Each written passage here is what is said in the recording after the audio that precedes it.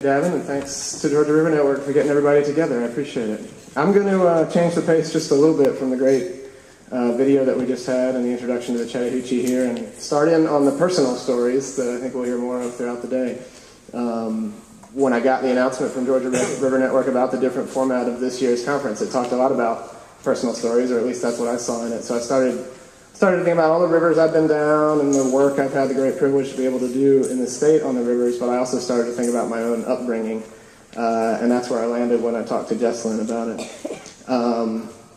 My upbringing is I'm a city boy. I grew up in Atlanta, inside the perimeter. I grew up near Decatur, where I now work, not really in Decatur proper, and I spent some of my time in my childhood in downtown Decatur proper.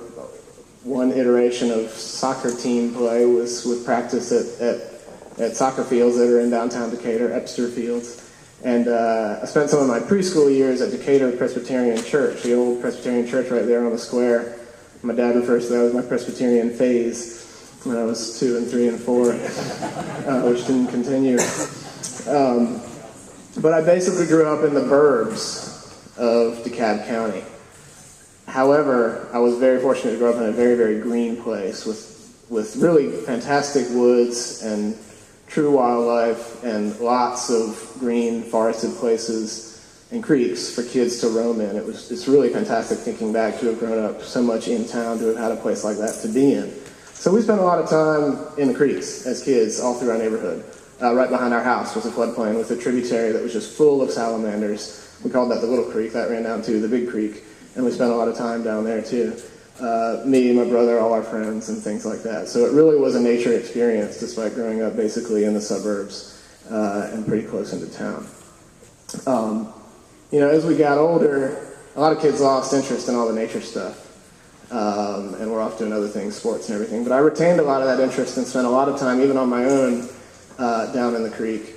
And I think that's because my prepubescent self, who was really short, if you want to envision him, he imagined himself Magellan or some sort of explorer, because there was all this territory to explore. The creeks presented this totally different geography. The suburban geography of streets and roads and subdividing just totally ignored the real topography and geography of that landscape. So you could explore down the creek a ways, upstream or downstream, and then come to a road crossing and emerge and have to figure out where you were. It was this great exploration experience. So even just that run of creek from our house down to Emory Village, a little shopping district, was, to me, my prepubescent self, what the Pacific was to Magellan or something like that. But even I lost interest eventually in a lot of that, and did explore the creek a ways downstream to the Emory campus. This is a part of Peavine Creek, for those who are familiar. It was just the Big Creek starting out for me, and I learned over time it was part of Peavine Creek. And explored it upstream a ways to a school called Westchester School on Scott Boulevard, which now has some trails along the stream behind their playing fields, which is excellent. But that was basically the extent of my explorations, the extent of the map in that phase of my life, those prepubescent years. So, you go away to college, and I was fortunate in those years to spend time in college and shortly thereafter to spend time on rivers all over Georgia.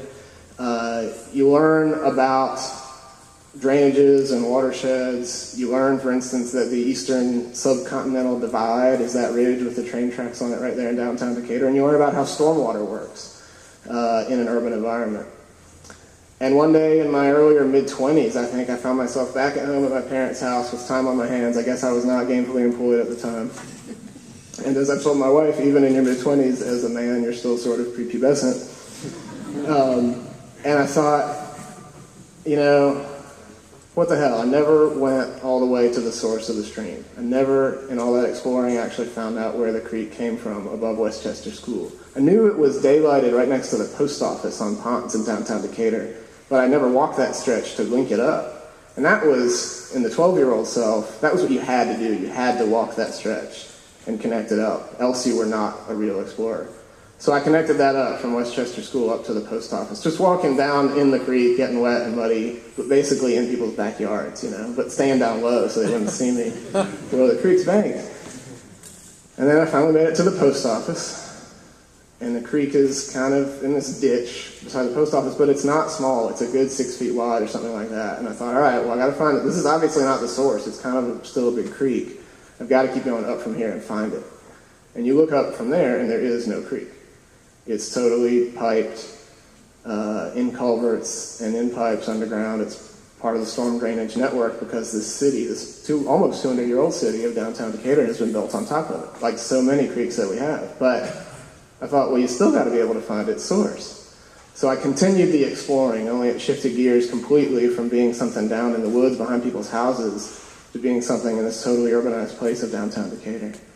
And I thought, well, let me go around the post office and sort of skirt the edge of federal property, looking really creepy and try not to get arrested, and try to find where it is on the other side of that parcel.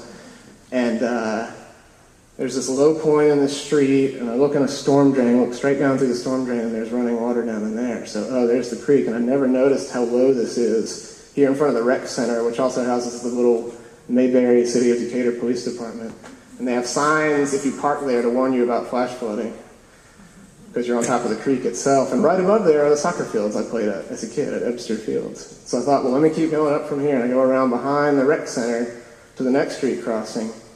And there's a couple storm drains, and I look really creepy at this point. You look over here, and it's like, well, that one's dry. That's just a catch basin, you know. And you look over here, and that one's dry, but then 10 yards away is the storm drain. You look down at it, and there's the creek running in it. On a dry day, it had not been raining. I look upstream from there, upstream, and there's a housing project. The whole place was built on top of the creek valley. The creek is totally buried. So I made my way through there, finding the storm drains. And as the creek gets smaller and smaller, sometimes you can't quite see it. You got to listen for it down in the storm drains. And people really think you're a weirdo at this point as you go from one to the next. I made it to McDonough Street, which is a major street in downtown Decatur, runs over to Agnes Scott College. And noticed at the low point of McDonough Street, which I had never in all my years growing up there noticed, it crosses the creek. You can see it right down there in the storm drains at the gutters at the edge of McDonough Street. And from that moment forward, I've never seen McDonough Street the same way again. I know that that low point crosses the creek. Now, maybe if you grow up in a place that's not totally paved over, those things are obvious. But when you grow up in a city and with a suburban geography in your head, you don't really see it until you go looking for it and follow the creek upstream. But I still hadn't found the source. Upstream of McDonough Street, the Decatur High School football field is on top of it, and that's a great clue. If you want to find the creek, go to the ball fields, because they're always in the flat floodplains on top of the creeks. And I went all the way around that block. And the creek's getting smaller and smaller, but it's still there. There's a tiny little one-block lane called Maple Street that's completely on top of it.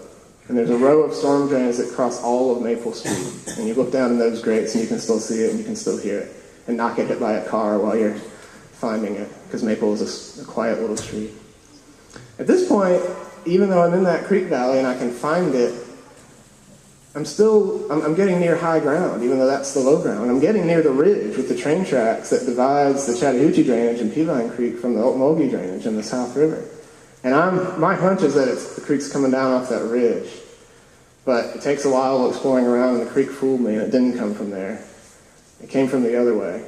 And it starts out on the hill, a high point that has the old Decatur courthouse on it, on a slope of that hill running north towards the ridge, and then turning in a wide turn, running south towards the ridge, and turning in a wide turn and leaving Decatur to the northwest towards the Chattahoochee Basin.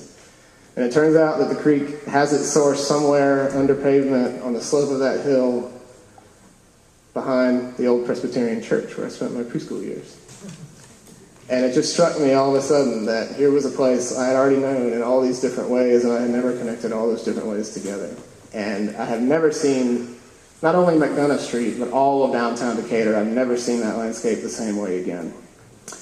And so I just wanted to tell that story today because it is a personal story, but one that I think relates to all of our work. Because in an urban setting, it takes that first-hand following of the stream. Even in an age of digital mapping, and even with topo maps and everything, and even with the storm drain maps that your city public works department might have, you follow it firsthand and you never see the place the same way again.